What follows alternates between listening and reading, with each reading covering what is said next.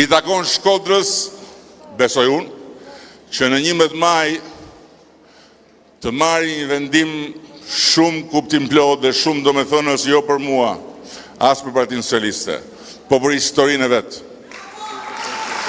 I takon Shkodrës që mundësin historike që kemi sot, që të hymë në derën që më në fund në është hapur të Bashkimit Evropian, të arroki dhe mos shofi majtas djathas, po të shofi vetën drejt.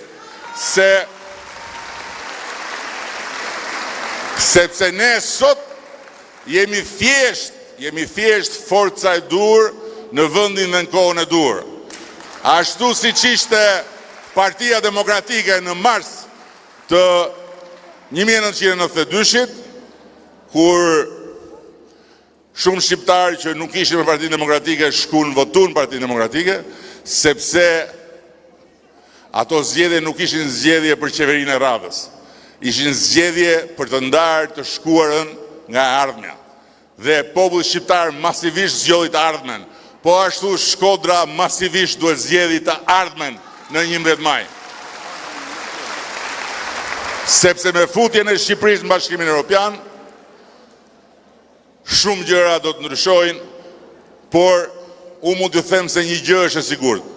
Në momentin që Shqipëria antarësohet në Bashkimin Evropian, nuk është më kjo Shqipëri. Është një Shqipëri e re.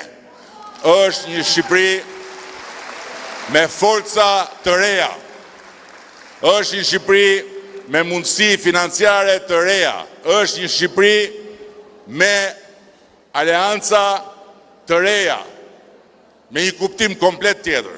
Dhe mbi të gjitha është një Shqipëri e cila u jep të gjithë qytetarëve të vetë, duke filluar nga fëmijët tuaj, atë pasaportën që pasaportën europiane. Ajo pasaport nuk është një dokument udhëtimi, si kjo që kemi sot, për të udhëtu në për Europë. Ajo pasaport është ai status, digniteti dhe qytetarie europiane që ky popull nuk e ka pas kurrë. Në këto vite ka qenë një përpjekje e madhe dhe ka qenë një këmbgurje e madhe, një kokëforci e madhe për t'ju imponuar të huajve që ta shikojnë Shqipërinë si të barabartë.